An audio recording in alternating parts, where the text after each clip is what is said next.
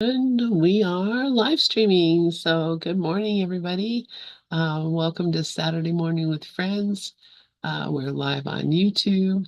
Good to see you all. Hey, Mickey, Dove, Iris, Rafi.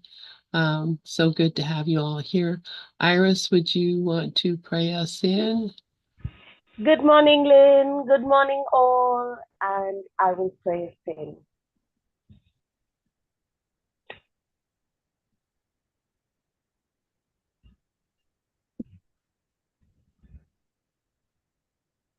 I am here only to be truly helpful. I am here to represent Him who sent me. I do not have to worry about what to say or what to do, because He who sent me will direct me. I am content to be wherever He wishes, knowing He goes there with me. I will be healed as I let Him teach me to heal. Amen.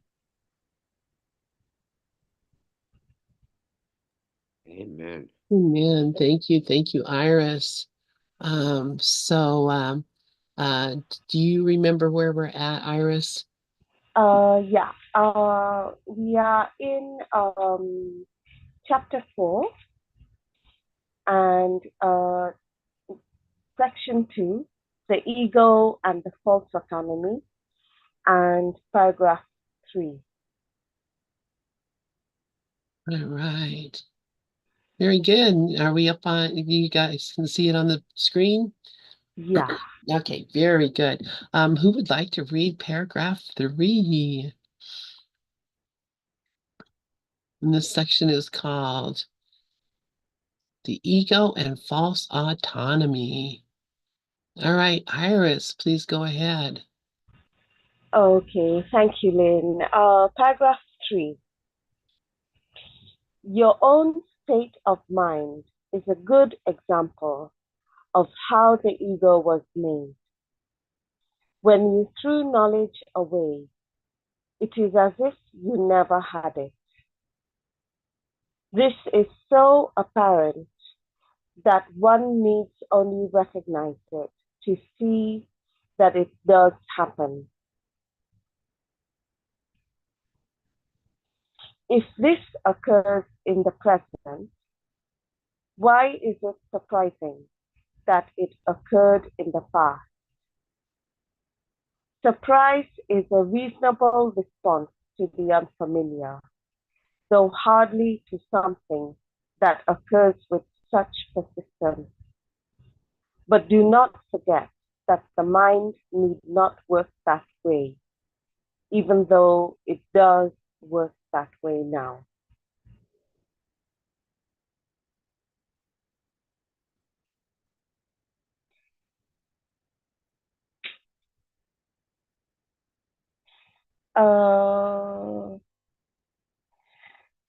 What comes to mind is how inconsistent and how changeable the mind is. And uh,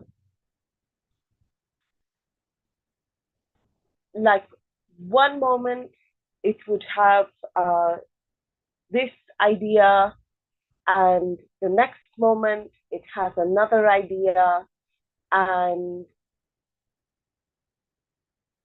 it's very changeable and it's very inconsistent. And uh, and I remember this quote by one of the Eastern teachers. I think it was Nisargadatta, and he said, uh, uh, something like, "It doesn't matter what the mind does because it's not you. Like, it doesn't really matter what it does, but it's kind of really difficult in practice. Like, it really is very difficult in practice to like to to see that whatever the mind is doing, uh, it doesn't really matter. I mean, it is true because there is something that is observing the mind, but it's kind of really difficult in practice to. But it's very reassuring and and I'll read this other quote that I saw recently that I really liked, and it was just last week, and it was also from an Eastern teacher, and it said that it's actually really nice. I'll just read it, and it says, "You are that with a capital T. You are that here and now. That is the master key for solving all doubts. The doubts arise in the mind. The mind is born of ego. The mind is born of ego. The ego rises from the self, capital S. The ego rises from the self, capital S. Search the source of the ego, and the self is revealed. That alone remains. The universe is only expanded self, capital S. It is not different from the self, capital S. And uh, I really found, I really liked it uh,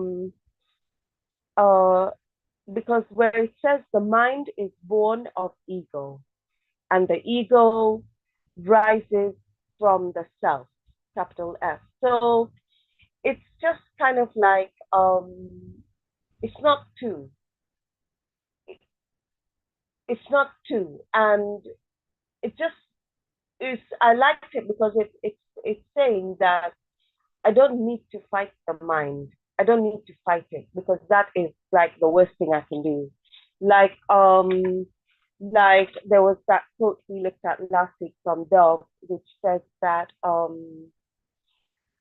the easiest way to look at the easiest way is to look with your right mind. So the easiest way is to look with your right mind is to look at your wrong mind. So to look at the wrong mind with the right mind without judgment. And it's the judgment that keeps us stuck. So it's just, I tried to practice that this week to observe whatever the mind is doing and without judgment. Like it's just doing what it's doing. And I'll hand back to Lynn. Thank you so much, Iris. Yeah, that's beautiful. And it just brings to mind the phrase, I've made up my mind. I've made up my mind, because I surely have. And if if I can do that, why would I be surprised that I could have ever done it? I do it all the time. I love that. Thank you, Iris. Mickey, please go ahead.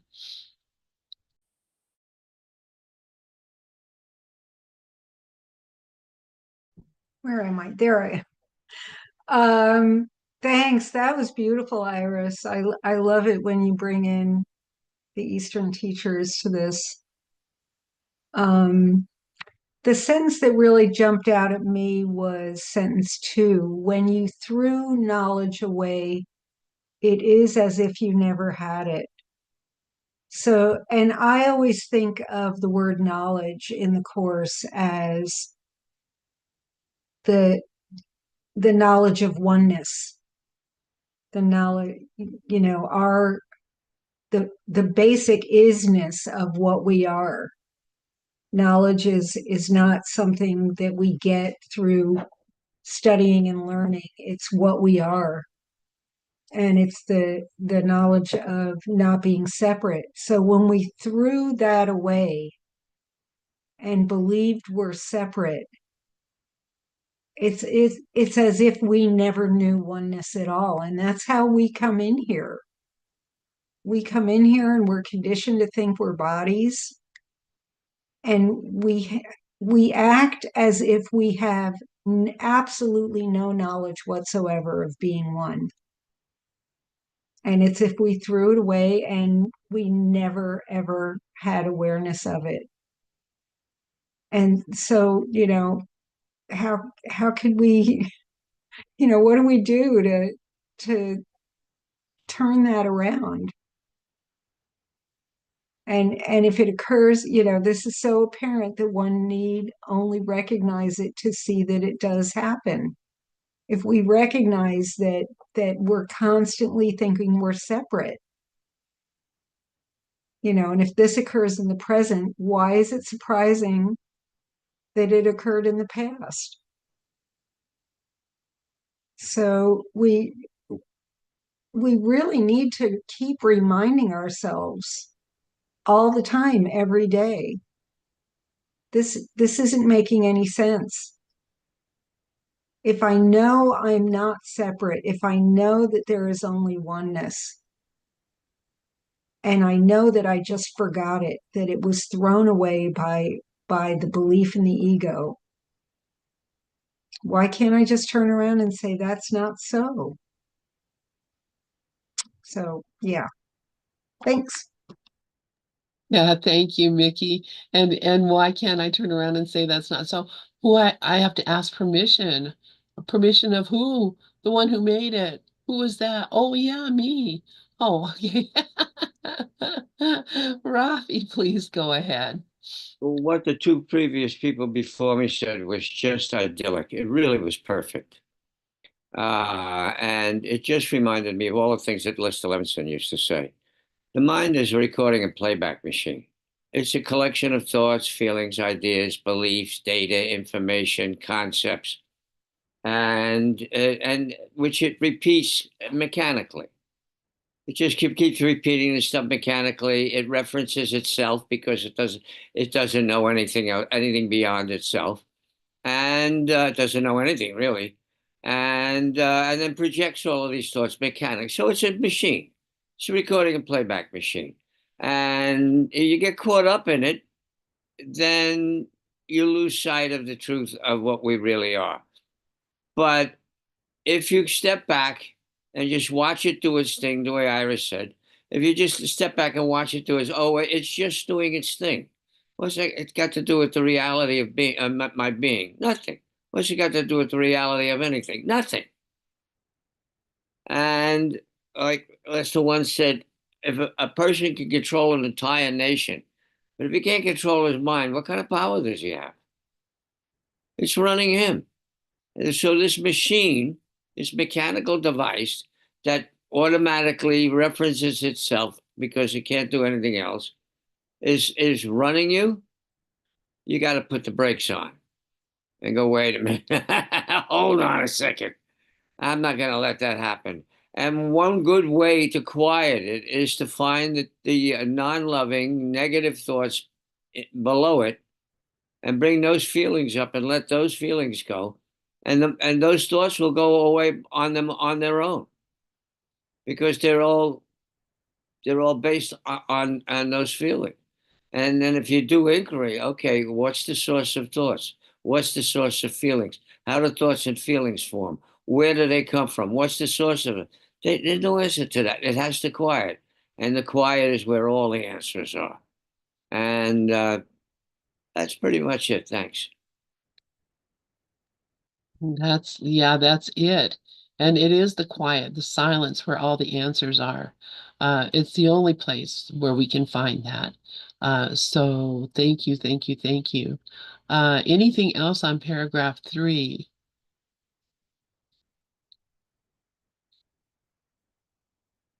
I'm going to move us up to paragraph 4.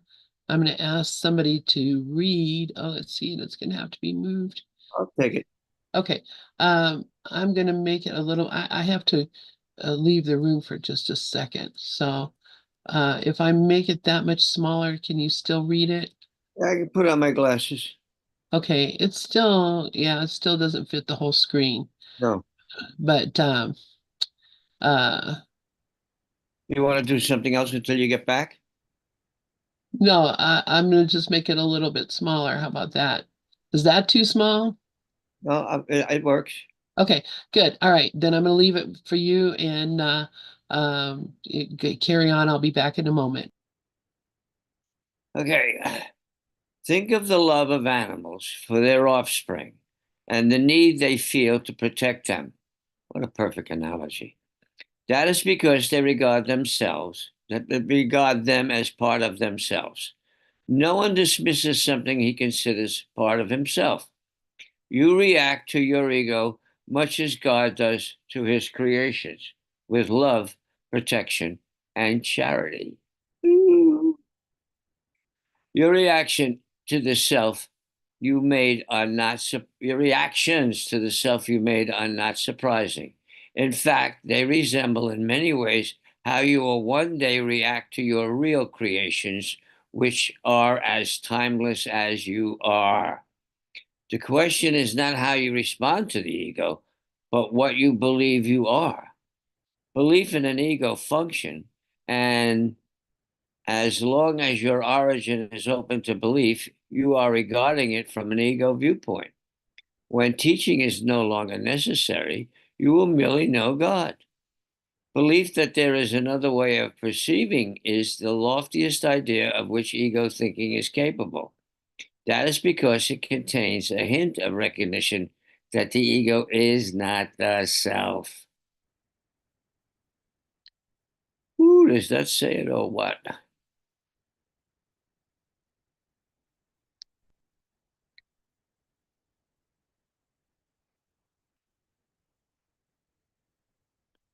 What I also got from that is that, like everything else, you can use the ego as a tool to undo the ego and get right back to the source, which is the self. Oh, there's happy.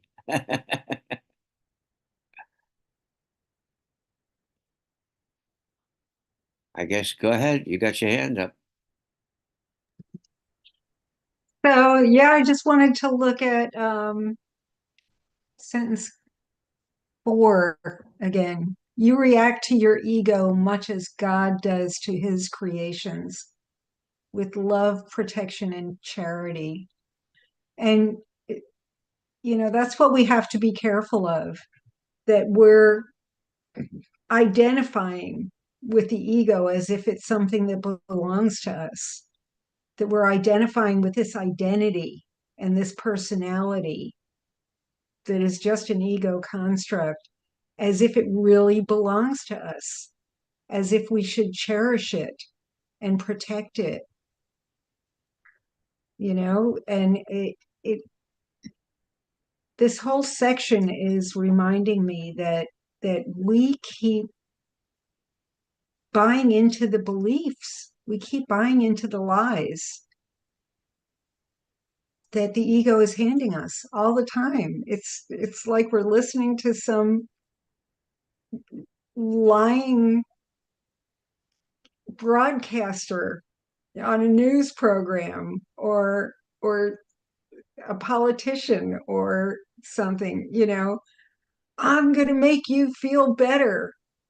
I'm going to give you everything you ever wanted. And all you have to do is protect me and guard me and tell me that this whole image, like the Wizard of Oz, all you have to do is believe everything I'm telling you, and we're going to have a great time. And it says your reactions to the self you made are not surprising, but we're protecting an illusion, we're protecting a lie. And as long as we do that, we're not going to be free. And it says down at the bottom there, well, I want to start back again with sentence 7. The question is not how you respond to the ego, but what you believe you are. And that's important. If we believe we're this personality and this identity, then we're just going to loop back into the ego. But if we believe we are the light of God, if we believe that we are the unseparated, undifferentiated oneness of God, then that's what we are.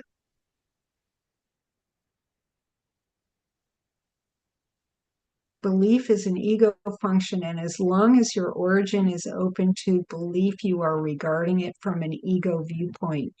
And belief is the opposite of knowledge. If we know what we are,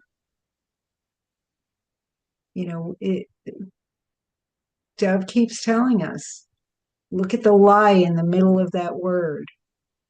If it's a belief, then we're listening to the ego. If it's knowledge, then we're listening to God. When teaching is no longer necessary, you will merely know God. As long as we're, teaching, and we're all teaching and learning all the time, as long as we're still not cemented in knowledge, we're going to waffle back and forth. And it's not a guilty thing, and it's not a bad thing, and it's not an evil thing. But we just have to recognize that we swing back and forth every once in a while, and that we're not really going to know until we really know God.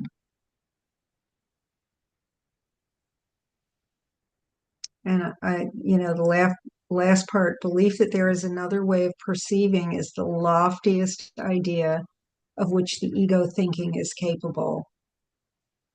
If we're still going to be stuck in belief as opposed to knowledge, then at least knowing there's another way of thinking and another way of perceiving, then let us at least get there, and that is because it contains a hint of recognition that the ego is not the self. So thanks. Yeah, I thank you for that. Because it just reminded me of something that it just happened last week. I released, I think there's an exercise that we do. What am I doing to keep myself from self-realization? What am I, what am I, how am I keeping myself from being realizing the truth of what I am?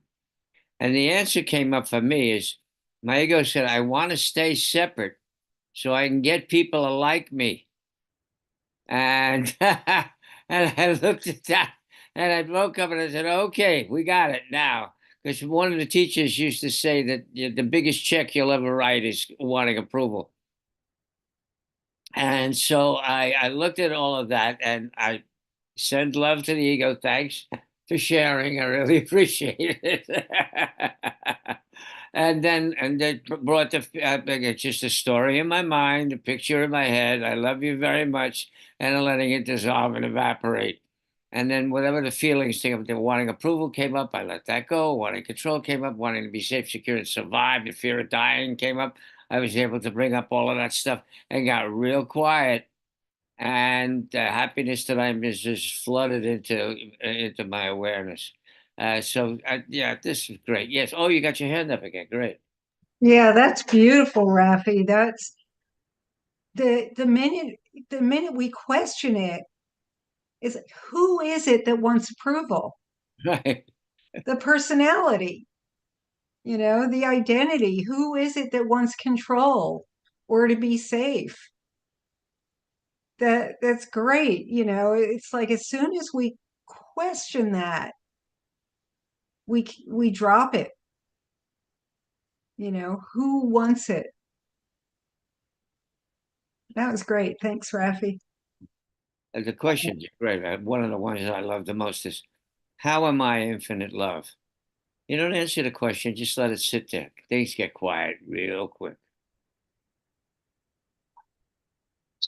Yeah, thank you. This is great, you guys. I thank you for moving through that. And yeah, the question that I have always is, um, you know, I want to like me. If I want others to like me, I want to like me. And that's the thing that's holding me back is the fact that I don't like me very much, because I can see all the excuses and the tricks and the um I can see everything that is not what I would want to be that I'm expressing. Uh, Not, and believe me, it's not a big deal. Most people would think I'm a really nice person, but I know my thoughts. I know the way that, I see a certain character come on my screen and I get, I want to kill him. Well, that's not the nice Lynn that you all think I am. I have ultra murderous thoughts. And or, I just wish that they would change. Wishing somebody would change or something would change is a murderous thought. Or wishing something to be different. That the thing that is uh the most helpful thing is to just accept things as they are and not to judge them one way or the other. Just recognize that there's none of it has any meaning at all. Um, and I love this. The question is not how you respond to the ego, but what you believe you are. And if I believe that I am this character, then I'm not going to like me because that's not a very, very nice person. There are no nice characters. There's no such thing as a nice character because the character um, is a lie. It's not the truth. And how can something that's not the truth be nice? It's impossible. The only thing that can be nice is reality. So, that the real me doesn't care about, isn't condemning people, isn't upset about people, isn't afraid of anything. The real me, the capital L self that I am, uh, doesn't have these perceptions and these opinions. So, that's what I want to identify with, not the self, the person that I think I am that has all the desire for things to be different. Rafi, yeah, please go ahead. You nailed it, darling. You nailed it. Um, all of us, not only you, all of us have subconsciously, not consciously, but subconsciously is like 80, 90% of what goes on in this ego mind thing anyway. Subconsciously have these thoughts of hate, anger, kill, hate, anger, kill, hate. I bring it up every once in a while. I pull one of those, I want to kill you thoughts up, feelings up out of my subconscious, and then I'm able to, it's what I control and let it go, and let it go. But it still surprises me. And as long as we have those, it was it Jesus said we're all murderers. I believe so. As long as we don't get rid of all of those things and focus on the enormous, vast, infinite love that we really are, that stuff is going to keep running. And all then it says, if you want to kill those people, you're not nice. And there's the not loving yourself. There's the hating yourself. That subconscious, I don't like me. That's why it's so important to let go of disapproving of myself. Let go of disapprove. Can I let go of disapproving of myself even more? Yes. Can I let go of disapproving of myself even more and even more and more? And then turn it around. Now can I give myself love and approval? No reason. Just keep loving myself and loving myself and loving myself. Because the self is love. So if you're loving yourself, you're being your true self. And all of this stuff is available to us, but it's what, like Lynn said, deep down inside in that subconscious is hiding all of that hate and anger, that wanting to kill. You bring it up and let it go, or you push it out by keep reinforcing the truth of our infinite love, and that ego thing doesn't stand a chance. Thank you. Thank you, Rafi. You are exactly right, man. And I was just looking, as you can probably see, there's 52 results of Jesus talking about murder in A Course in Miracles, and he really is talking about uh, murder, meaning that if I want something to be different, I that's a murderous thought, and we are murderers. And if you don't believe it, just sit and look at your thoughts for a while about what you think about your, I don't know, your ex-wife or your ex-husband, or the person that fired you from your job, or the politician that you don't like, or any of those things, and you're going to see that um that we are inherently, the ego is inherently murderous. um, but this one right here says, what is not love is murder. Murder and love are incompatible. Uh, You want proof of that? Check Facebook and see how many people want to kill Trump. yeah, exactly. I I mean, mean, there's dozens of them every day. So I mean, it's obvious everywhere you look. But people who me, no, I'm a nice guy. Me, are you kidding? I'm a very sweet woman. I'm a love. Bullshit. Underneath that, subconscious is that I want to kill you. And if you can just get a hold of it and let it go, you can realize it's just another feeling, and they all come up to leave. That's everything is serving us, and even the want to kill is serving us if we can get a hold of it and let it go.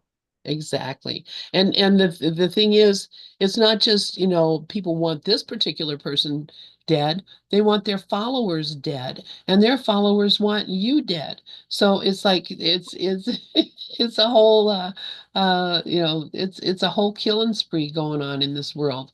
And Oh, you what about the people who cut you off on the highway? That's right. You know, Yeah. you even want to kill them. Yep, you do. And if you don't think you do, if you think, oh, I don't have that kind of thought, I'm telling you, just stop and look, just look at your own thinking, and you'll see anytime you want something to be different, people to change, somebody not to be here, it's a thought of murder. Iris, yeah, please go ahead, hon. Oh, thank you, Lynn. Thank you, everyone. I love this topic because it's really very, very important. Like this topic about approval, like seeking approval. And like it's very, very difficult to let that go. It's like, I know for me, it has been very, very difficult, and it still is super difficult.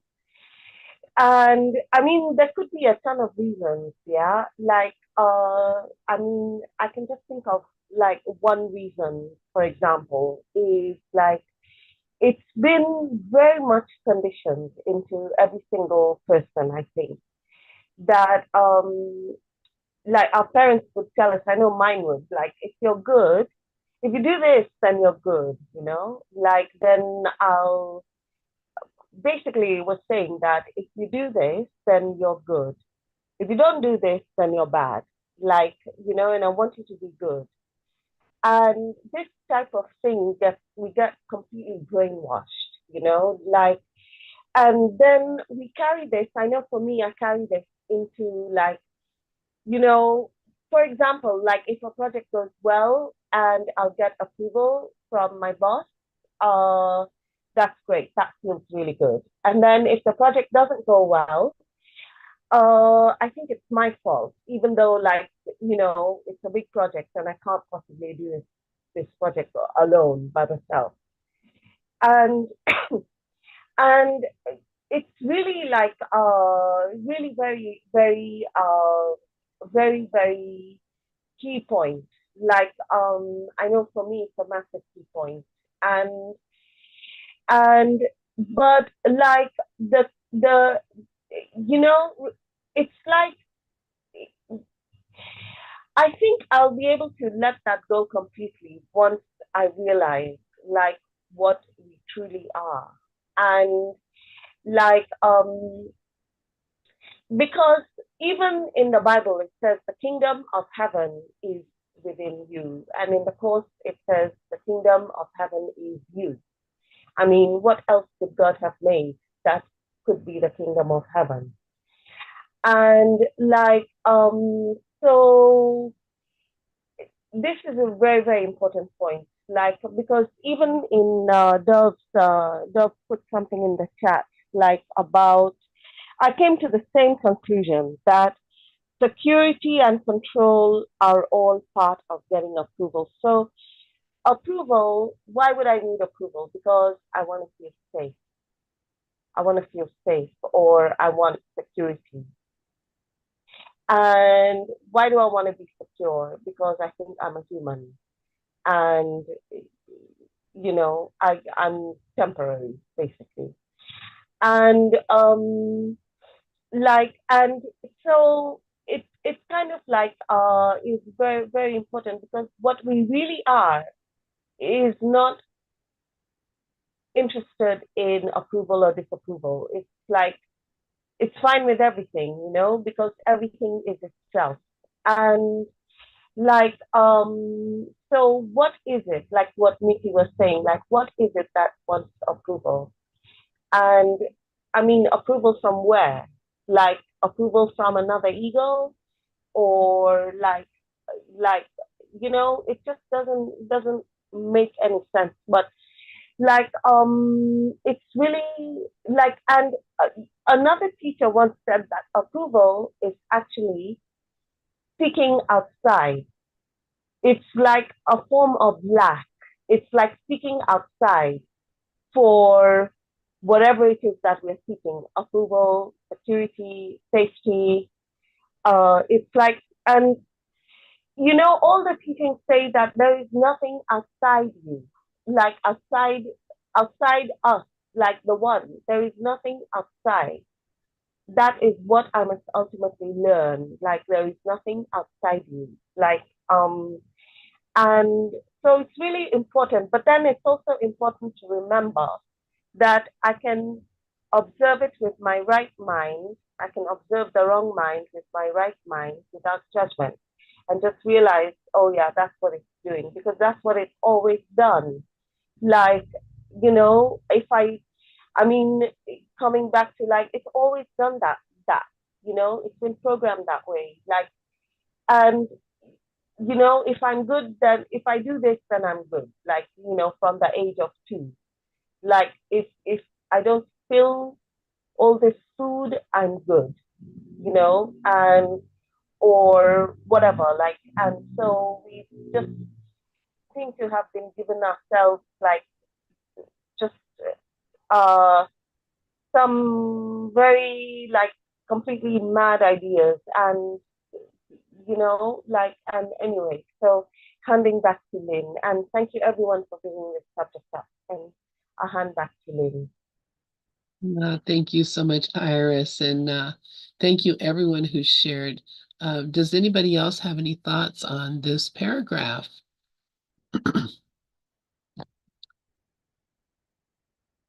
All right, I'm gonna go ahead and take it up a notch so it's easier to read, and we'll go on to paragraph 5.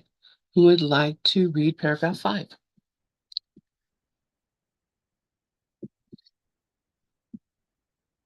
Mickey, please go ahead. Okay. Undermining the ego's thought system must be perceived as painful, even though this is anything but true. Babies scream in rage if you take away a knife or scissors, although they may well harm themselves if you do not. In this sense, you are still a baby. You have no sense of real self-preservation and are likely to decide that you need precisely what would hurt you most. Yet whether or not you recognize it now, you have agreed to cooperate in the effort to become both harmless and helpful, attributes that must go together. Your attitudes, even toward this, are necessarily conflicted because all attitudes are ego-based. This will not last. Be patient a while and remember that the outcome is as certain as God. Well, that's reassuring, because all of the things we think are ego based, because we're identifying with this personality, and of course, and Deb, you probably remember the lesson number. I do not perceive my own best interests. I don't know what's best for me. Wait, you're muted, Dove.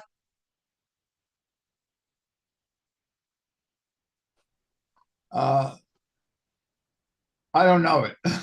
Okay, that's all right.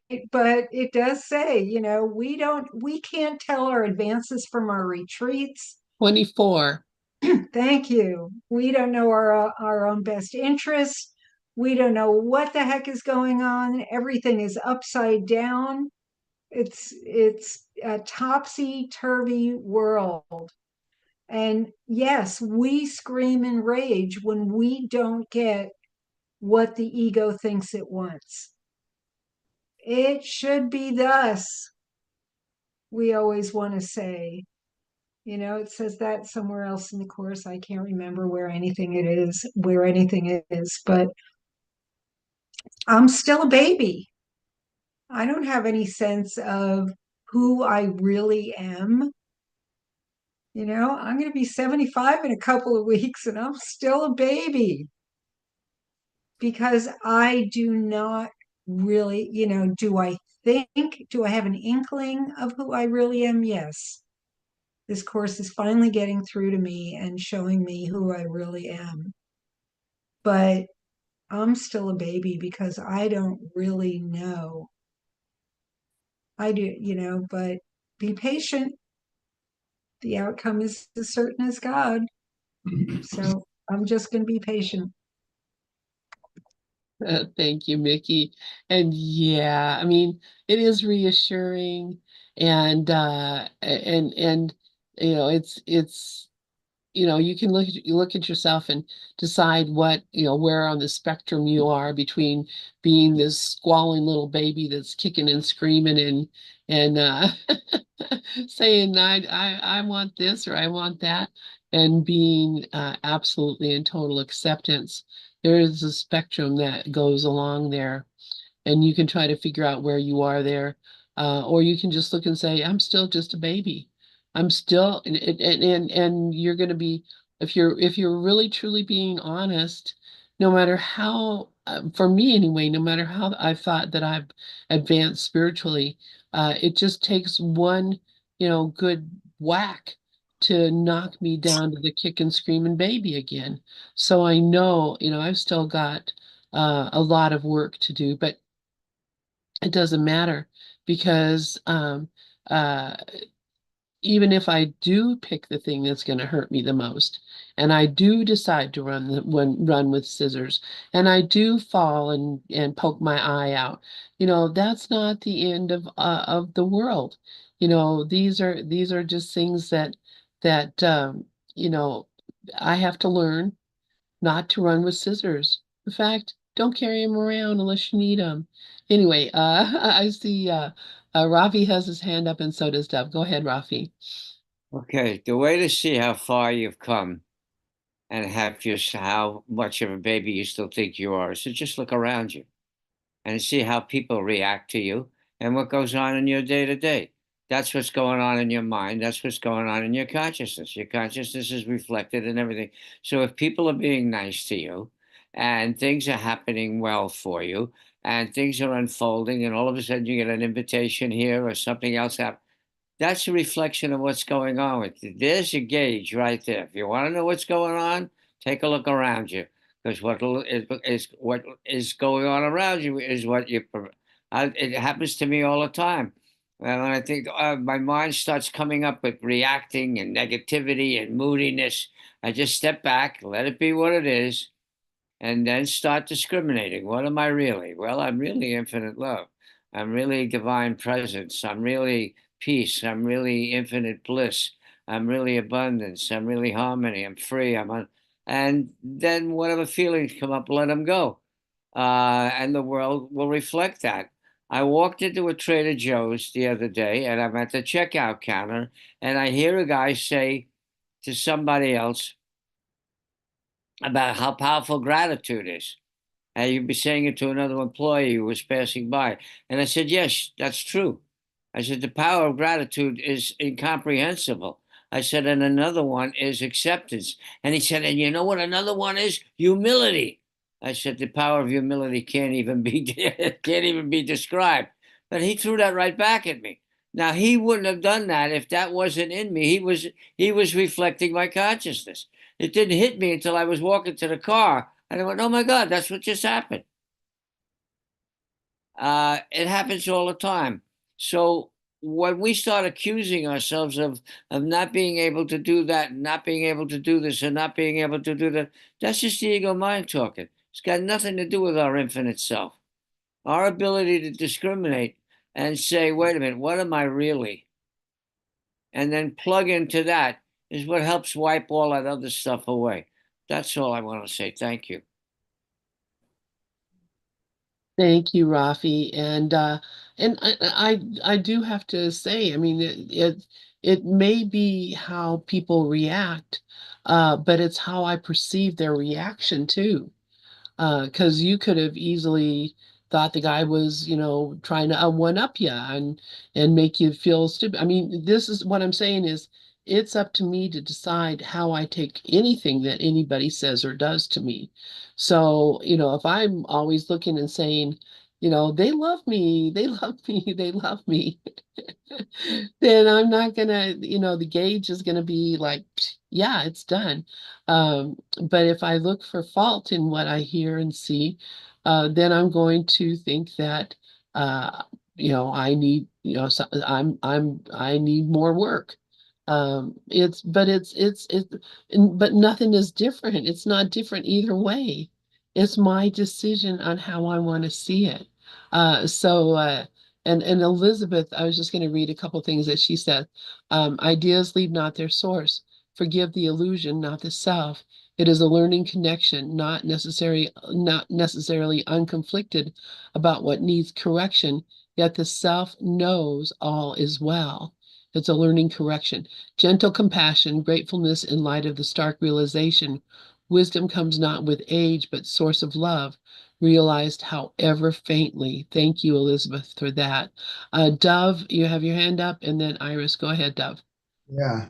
I want to say it was kind of funny when I couldn't come up with, I don't know, my own best personal interest, kind of showing that finally at 85, I'm even losing memory on the course, which is amazing.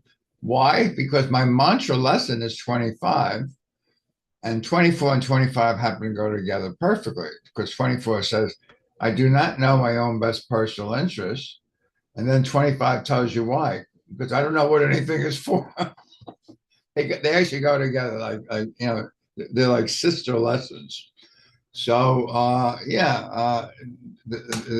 fact, I think in the last paragraph it says the highest thought that the ego can come to, the highest thought level the ego is capable of, is there must be another way of looking at this. I mean, because the ego obviously knows nothing about nothing, thinking it knows something about everything, and that's where 24 and 25 comes from. I don't know what anything is even for, period. And then Holy Spirit tells you in paragraph 1 what everything is for. Everything is for you. That's it. I love it. Thank you, Dove. And yeah, no, it's very easy. In fact, the fact that you didn't think of that immediately, lesson 24, gave me a chance to think of it. So and to see how that was absolutely true. So that's, you know, it's not your memory. It's just what needs to be said when. And it has nothing to do with you at all. So get off your high horse, mister. Oh, anyway, Iris, please go ahead. It's your turn. Thank you, Lynn. Thank you, Dove. Exactly. Like I was just going to say that in different words, but that lesson that there must be another way of looking at this. And I really need to remember that, like, all the time. Like, there's always another way of looking at things. Because remember, like, last week, I think Lynn shared something, and I I really really loved it because it's so true. And it said that I can change my mind about this, and this will change. When I choose to see a brother sinless, it will look different to me. When I choose to see a brother sinless, it will look different to me. And that's right. Like like what Rafi was saying, like it just completely makes sense. Like it's like coming from me. Like it's all coming from me. And I can choose to see things differently. There must be another way of looking at this. And I can choose to see things differently. And I do need to remember that, before like going into the rabbit hole, like just to remember like that there is another way of looking at things. And because those ideas are, any kind of judgment ideas are wrong because they're not coming from God. So basically, anything that is like judgment or it's coming from the ego, it's false. It's not true. And the last thing I'll share is like it's just same as in that lesson. I was looking at it uh again, and it says that in lesson 39, my holiness is my salvation. And it says that many things, but then it says that specific situations, events, or personalities you associate with unloving thoughts of any kind are suitable subjects for today's exercise. It is imperative for my salvation that I see them differently. And it is your blessing on them that will save you and give you vision. And like, that's it. That's it. And uh, that's it. It says it is your blessing on them that will save you and give you vision. And I can even go as far as saying I bless my own mind, and I'm willing to see things differently, and it just takes away the charge. Like I bless my mind and I bless my emotions, and I'm willing to see things differently. And there is another way of looking at this. And it's just for me to remember, like to remind myself. And I'll hand back to Lynn. Thank you so much, Iris. Oh my gosh, I love that. Thank you, thank you, thank you. Because man, is that ever freedom? I mean, honestly, you're making the choices over and over and over.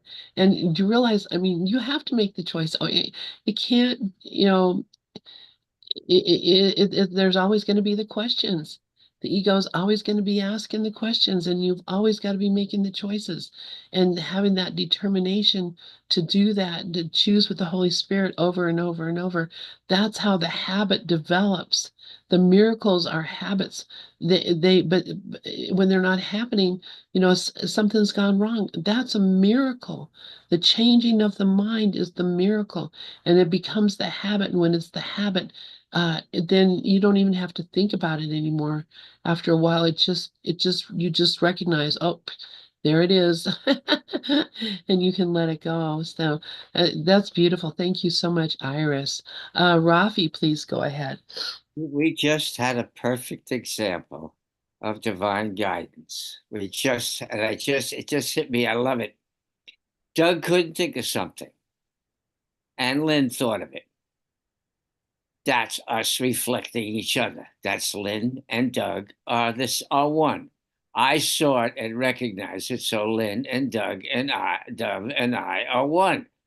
we're all divine mirrors. That's the divine guidance, making sure that everything is running. Every nanosecond is brilliantly orchestrated for our benefit. And there it was, it was so obvious. And I almost let it slip by, and then I caught it. Oh my God, no. Dove couldn't think of it. Lynn did. Lynn and Dove are one. I saw it. Lynn, Dove, and me are one. We're all one. And then Iris gets up and says all of that other stuff, which was right on the money. And where is there not divine guidance? It's every place. It's everything. It's what we are. Woo! Thank you. Thank you. And it was Mickey that asked the question in the first place that got Hello. the whole thing. Proof, proof, proof, proof. I got this is Oh my take God. my word for it, prove it to yourself. It's so obvious. Exactly, exactly. Dove, please go ahead. You're muted.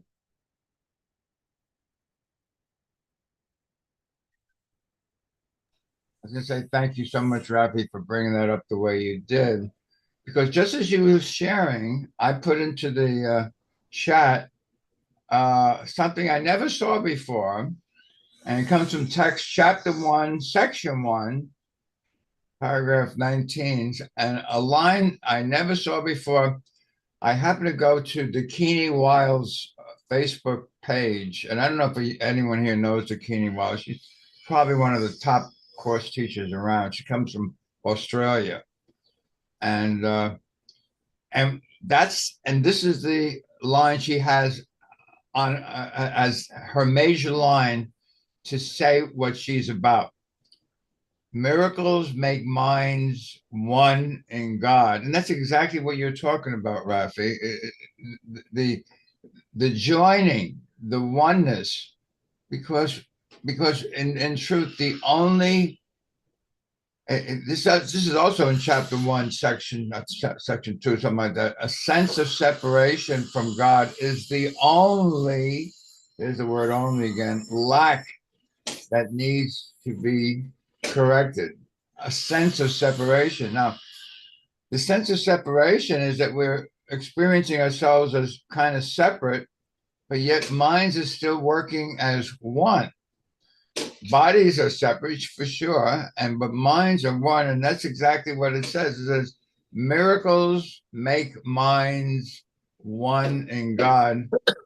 And as far as I can tell, she has a capital M for miracles make minds. That's a 3M. One is capital O. So I don't know. That sounds like something that ties everything together. It's in chapter 1, section 1, paragraph 19. Yeah, that's miracle principle number 19. Miracles make minds one in God. Thank They you. they depend on cooperation because the sonship is the sum of all that God created. Miracles therefore reflect the laws of eternity, not of time. And that cooperation that is dependent on is that all that everything it's a confluence. Everything comes together to make this happen. It's not happening uh, independently somewhere on its own. It's actually it reminds me of that song. It's actually all of us coming together to make this happen in this way. And that is the miracle that we are one in God. And Iris says Psalm 133.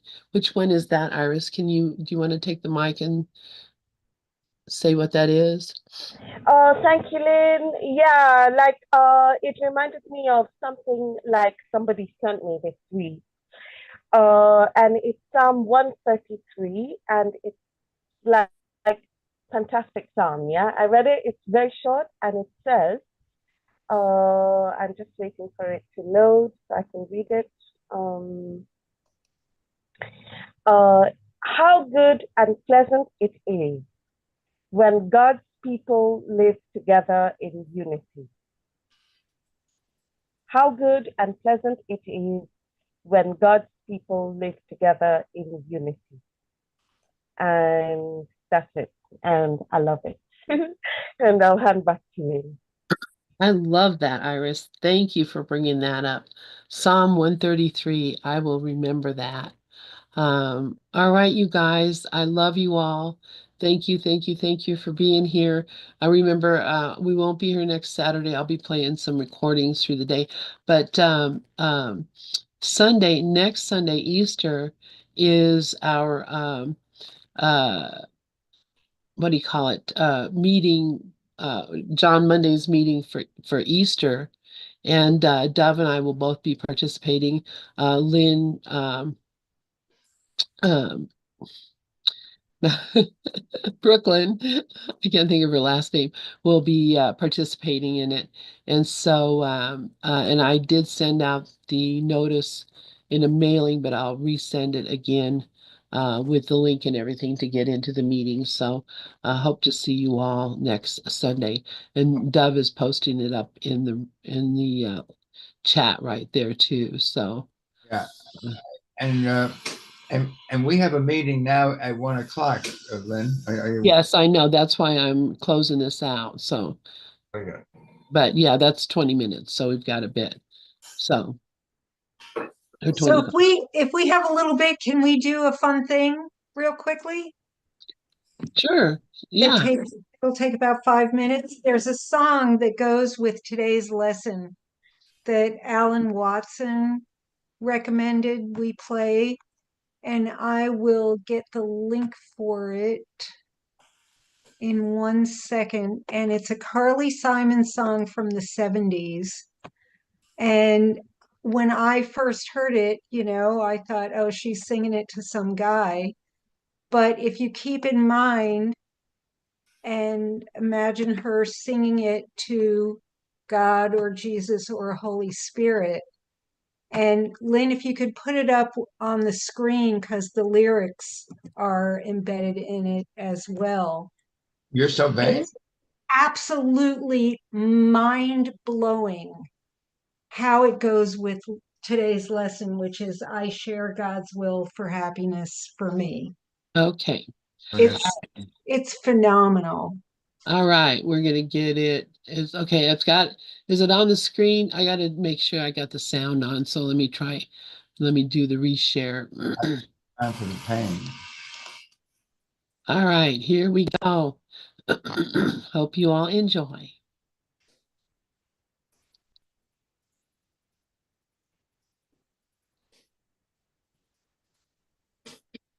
All those crazy nights when I cried myself to sleep. Now melodrama never makes me weep anymore, 'cause I haven't got time for the pain. I haven't got room for the pain. I haven't the need for the pain, not since I've known you.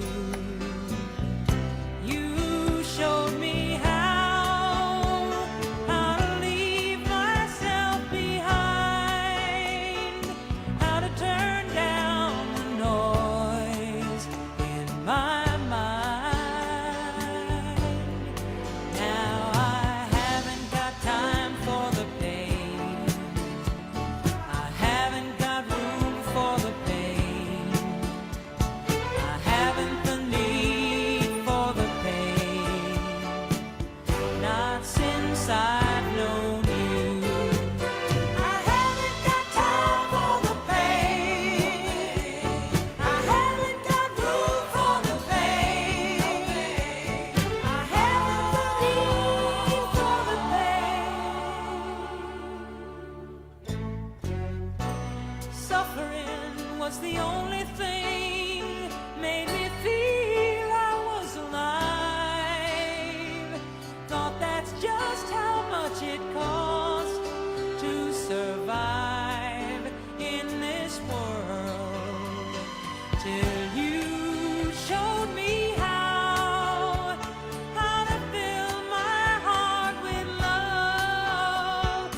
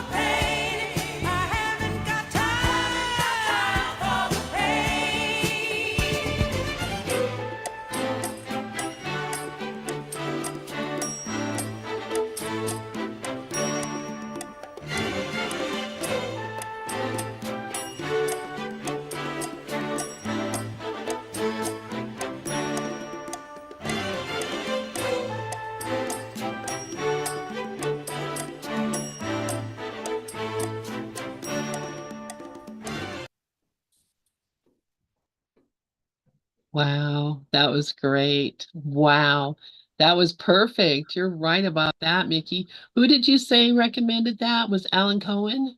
No, somebody in my lesson group in the morning said they saw it in Alan Watson's commentary on today's lesson. Oh, okay. He Oh, recommended listening to that song after reading the lesson. wow. That's perfect, perfect, Yeah. perfect. So thank you for bringing that up, and um, I love it. All right, you guys. Well, All the light pouring down from the heaven. that's right. We Yeah. don't have time for the crap. No. Get on with it. I love you guys, and we will see you all. Um, well, we'll see you around. We'll see you all next week anyway. So, and then next Saturday I'll be at my kids' house. So, love you all, and talk to you later.